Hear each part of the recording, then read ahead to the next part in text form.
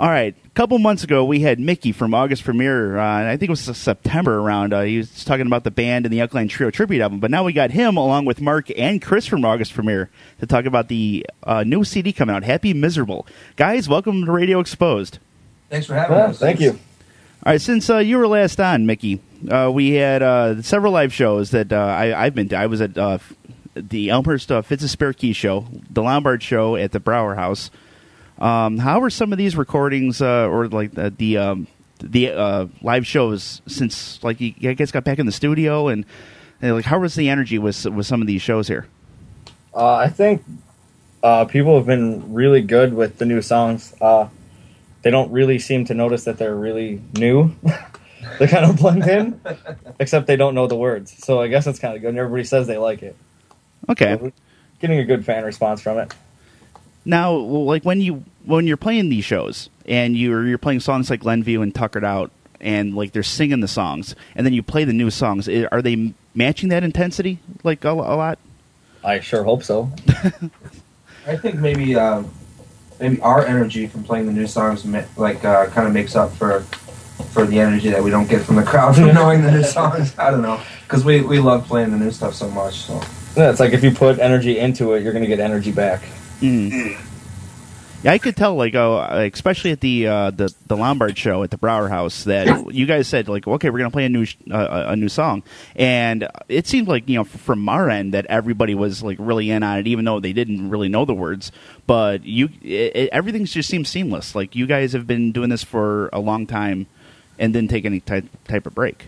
Well, that's good to hear. That's a happy accident. Yeah. But, yeah, that's cool. I mean, because we didn't change our sound too much, but just enough to keep people interested. Hopefully. All right. So March 27th is the official release date for the new CD, Happy Miserable. We have to keep saying that over and over again. Get it just entrenched in people's minds.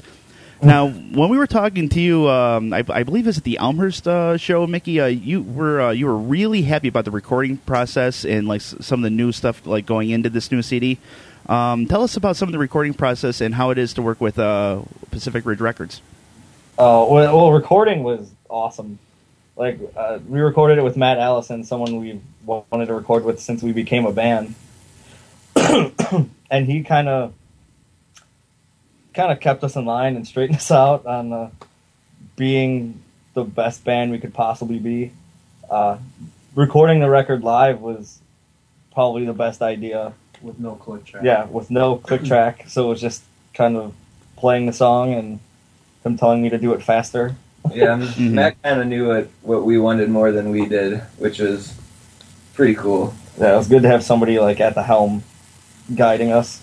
And he's a good person to lead that, isn't he? Oh, very good person. And well, go ahead. Yeah. Well, with Pacific Ridge, they've always just been awesome ever since I've known Wayne. I mean, when I first approached him and asked him if he'd want to do a record for us, he didn't even hesitate. They're putting in so much effort into promoting this record, and it's just awesome how much they seem to care. Yeah, I mean, it's good to have somebody that is hands off enough that we get to be the band we want to be, but hands on enough where he's really protecting his investment and wanting us to go forward as a band. So it's good to work with somebody like that who actually believes in your band. Yeah, Wayne, like, as long as I've known Wayne, and it hasn't been that long, it's been maybe since the Trio album came out, roughly, and he's just been awesome to us. Yeah, he's a very, very good guy. Yeah, he seems like that kind of guy.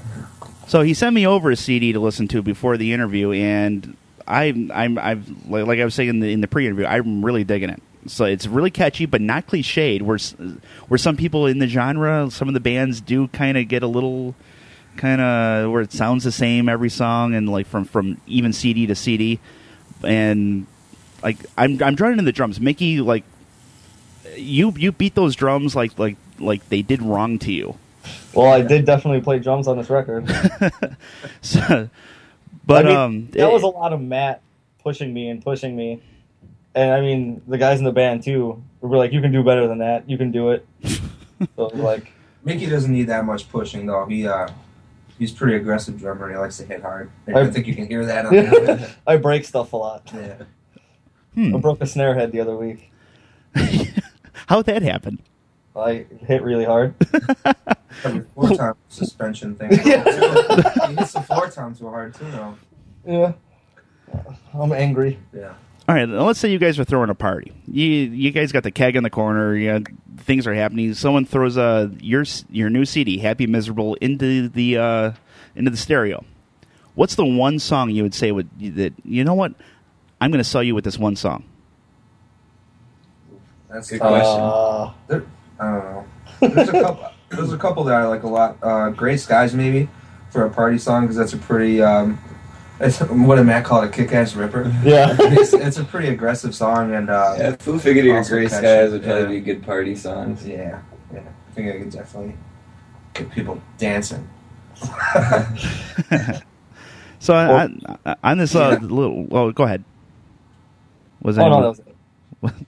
All right, I'll go. This on this new round of shows that you've been playing, you've been playing songs dating back to 2003.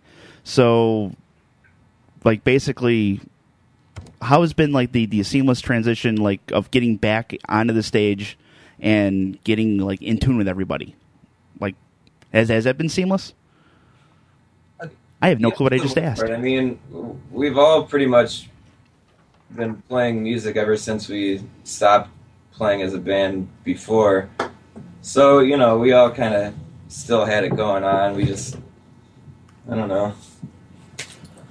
Yeah, I mean, it's something that every show we still work on, and if it came across as seamless, that's great, but, we feel like we can always do better. We can always have better stage presence and more energy, so. Oh, that's an interesting sound. Pickles threw me a beer. Oh, man. Well, I heard something opening, and then I did you guys open up like a jet engine too? No, it shook up when he threw it a little bit. Ah, okay. Actually, there's a plane outside right now. Maybe you hear that. Huh. My private jet. Well, no, there's a lofty goal. Packard is paying us pretty well. Now, speaking of the Happy Miserable CD, the actual, like, the design itself, tell us about the CD cover. Oh, That's you, man. I don't know. It was kind of like we didn't really have any idea what to name the record or what the artwork was going to be. So I just went on like a stock photo site and just searched the page after page for like a couple hours till I just stumbled upon that picture and I thought it was like perfect. Something about that picture we all like instantly liked, and then "Happy Miserable" was one of the ideas that we had for the name of the album, and it just seemed like it could fit. That like picture. you just looked at that couple and you were just like, wow, they're happy miserable. like it looks like they're like on the outside everything's perfect and they're happy, but you can see like evil in that guy's eyes, and he's miserable. Yeah, like bad thing happens when Wisconsin loses, like the Rose Bowl. Yes, like that's her night's gonna suck. Yeah, and we kind of felt it just gave the record like this cool vibe. Like it just fit the music without giving it a vibe. Also, like like it doesn't give you any idea of what the record's gonna sound like or what type of band we are. It just kind of, just gives you an open mind to accept what you're about to hear. It reminded us of that Lagwagon album too. Yeah, so that was cool. awesome. All right, so March 24th is a CD release show at Township, which used to be Poncho's. You guys have played there, right? Yes. Yeah. So, like, you guys already know what to expect. What's the atmosphere that we're expecting out of the show? It's a really cool, like, smaller, like, kind of punk rock place in a really kind of a cool neighborhood in Chicago. Yeah. And I think it was a lot of fun last time. I'm expecting it to be a lot of fun. It sounds great. It's not big, so we wanted a really like intimate, personal show. Just something that was really close and sounds great. And it's easy to get to. It's like right off the Blue Line California stop. And what? It's like right off the Blue Line California stop. So yes, if anyone needs to park, like Cumberland or somewhere, Rosemont, hop on in. Yeah, it's pretty easy. And the guy, Justin Yates, was like the engineer? He engineered our CD. He's going to be doing sound at the show. So it's going to be perfect. Hopefully. Hopefully, we'll sound as close to the recording as we can live.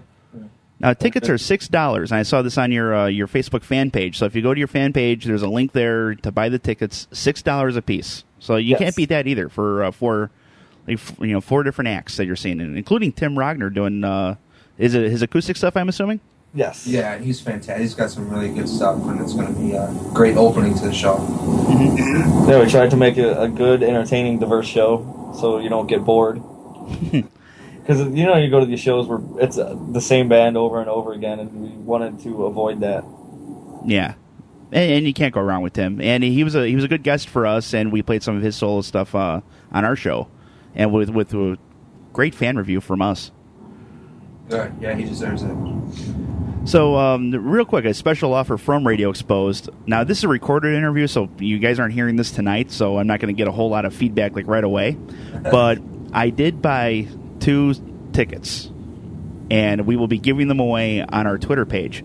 Awesome. So, the 5th person that tweets us, "I want August premiere tickets," will get 2 free tickets to the show, courtesy of Radio Exposed. And awesome. It's at Radio Exposed for anyone listening. I know our fans should know, but I figure you guys should know too. Now, why don't we throw in a new CD as well? Hey, what the hell? Let's do it. So I was at your show in Lombard, and the merch table. Mickey, you had a fun game of Trouble. Yes. Now, are there any other games where there's an obscure way to advance your token or your moving piece or whatever, or some type of way to keep score?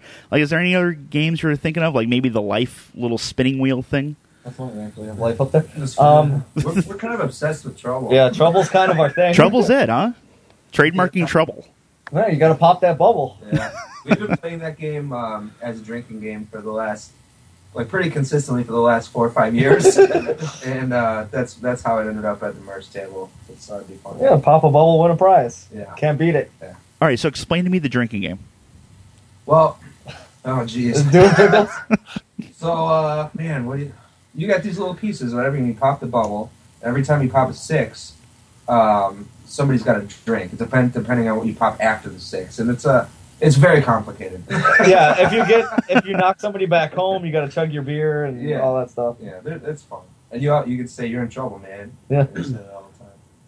That's you've inspired me to take old games and make them into drinking games. I just played this past weekend was Redneck Life. It exists. That's funny. Yeah, it's all the same stuff except for in real life where everything's dealt in hundreds of thousands of dollars. Everything is a debt, and you have to keep buying houses and keep getting wives and kids. Nice. That sounds funny. about right. Yeah, I've never heard of that. That's funny. So on every payday, it's you get $180 and then minus 10 for each kid you got, and they're half of them are named Daryl. You end up with $3. It is the person I was playing with. It was my girlfriend. She won with $40, and I was $600 in debt. That's funny. So yeah, I'm gonna think of other games now. You've inspired me because of your Trouble drinking game to try to come up with other stuff. If you want to learn Trouble, you can just come up. We'll teach you how to play in person. Yeah, come to the show and pop the bubble, and we'll make you chug a beer. That's how it works. Well, color me in, I guess. Yeah. All right, so once the new CD is out and people are rocking to it and all that stuff, any plans for any type of getting out there, a small tour, or just sticking with the Chicagoland area? I guess the kind of plan is to start doing stuff around the Midwest, do some weekend dates here and there, and starting very soon. Very soon, I think. Yeah, we've been talking about it. We're thinking about booking some shows pretty much wherever we can, I guess. Well, we're thinking Iowa, St. Louis, Ohio, Milwaukee, that La Crosse. So start there and branch out from there. That sounds like a plan. Did you have any type of followers that would follow you to each show? Because I've had some local bands on that have 2 or 3 people that will follow them to each show. Do you have anyone that that would do that? I don't know anymore. We burned a lot of bridges. I don't know if anyone. No, I'm just kidding. But yeah, maybe, I don't know. Who knows? Who knows? One day at a time. We'll see what happens. Yeah. All right. Well, Mickey, welcome, or thanks for coming back to the show. Mark and Chris, thanks for your inaugural visit to Radio Exposed. Thanks for joining this silly podcast that we have. Thank you. Yeah, thanks for having us. Now, the new CD is Happy Miserable, drops March 27th. CD release show March